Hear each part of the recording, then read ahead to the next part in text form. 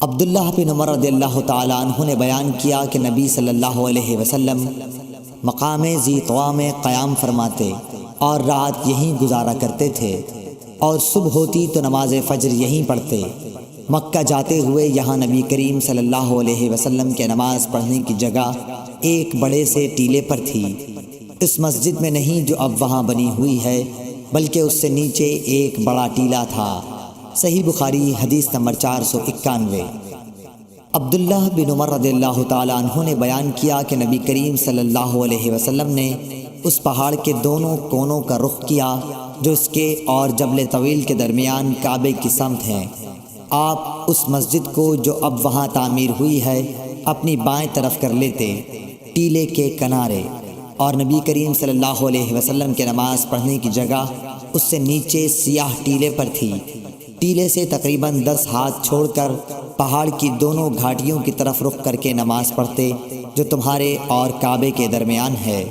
صحیح بخاری حدیث نمبر 492۔ عبداللہ بن عباس رضی اللہ تعالیٰ عنہ نے فرمایا کہ میں ایک گدھی پر سوار ہو کر آیا، اس زمانے میں بالغ ہونے والا ہی تھا۔ رسول اللہ صلی اللہ علیہ وسلم منی میں لوگوں کو نماز پڑھا رہے تھے، لیکن دیوار آپ کے سامنے نہ تھی۔ میں صف کے بعض حصے سے گزر کر سواری سے اترا اور میں نے گدھی کو چرنے کے لیے چھوڑ دیا اور صف میں داخل ہو گیا، بس کسی نے مجھ پر اعتراض نہیں کیا۔ صحیح بخاری حدیث نمبر 493۔ عبداللہ بن عمر رضی اللہ تعالیٰ عنہ سے روایت ہے کہ رسول اللہ صلی اللہ علیہ وسلم جب عید کے دن مدینے سے باہر تشریف لے جاتے تو چھوٹے نیزے کو گاڑنے کا حکم دیتے۔ وہ جب آپ کے آگے گاڑ دیا جاتا تو آپ اس کی طرف رخ کر کے نماز پڑھتے اور لوگ آپ کے پیچھے کھڑے ہوتے۔ یہی آپ صلی اللہ علیہ وسلم سفر میں بھی کیا کرتے تھے۔ مسلمانوں کے خلفاء نے اسی وجہ سے برچھا ساتھ رکھنے کی عادت بنا لی ہے۔ صحیح بخاری حدیث نمبر 494۔ شعبہ نے بیان کیا عون بن ابی جحیفہ سے کہا، میں نے اپنے باپ وہب بن عبداللہ سے سنا کہ نبی صلی اللہ علیہ وسلم نے لوگوں کو بطحا میں نماز پڑھائی۔ آپ کے سامنے عنزہ ڈنڈا جس کے نیچے پھل لگا ہوا ہو گاڑ دیا گیا تھا۔ چونکہ آپ مسافر تھے اس لیے ظہر کی 2 رکعت اور عصر کی 2 رکعت ادا کی۔ آپ صلی اللہ علیہ وسلم کے سامنے سے عورتیں اور گدھے گزر رہے تھے۔ صحیح بخاری حدیث نمبر 495۔ سہل بن سعد نے بیان کیا کہ نبی کریم صلی اللہ علیہ وسلم کے سجدہ کرنے کی جگہ اور دیوار کے درمیان ایک بکری کے گزر سکنے کا فاصلہ رہتا تھا۔ صحیح بخاری حدیث نمبر 496۔ سلمہ بن عقور رضی اللہ تعالیٰ عنہ نے فرمایا کہ مسجد کی دیوار اور ممبر کے درمیان بکری کے گزر سکنے کے فاصلے کے برابر جگہ تھی۔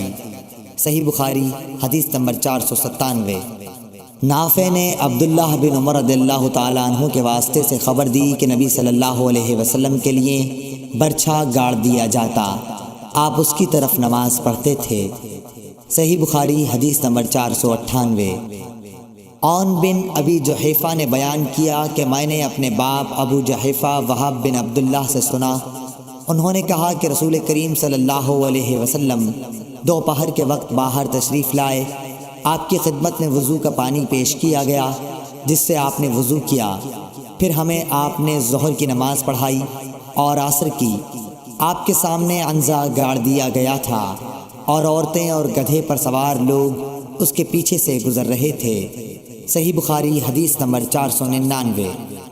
انس بن مالک رضی اللہ تعالیٰ عنہ سے روایت ہے کہ نبی کریم صلی اللہ علیہ وسلم جب رفع حاجت کے لیے نکلتے تو میں اور ایک اور لڑکا آپ کے پیچھے پیچھے جاتے۔ ہمارے ساتھ عکازہ ڈنڈا جس کے نیچے لوہے کا پھل لگا ہوا ہو یا چھڑی یا عنزہ ہوتا، اور ہمارے ساتھ ایک چھاگل بھی ہوتا تھا۔ جب حضرت صلی اللہ علیہ وسلم حاجت سے فارغ ہو جاتے تو ہم آپ کو وہ چھاگل دے دیتے تھے۔ صحیح بخاری حدیث نمبر 500۔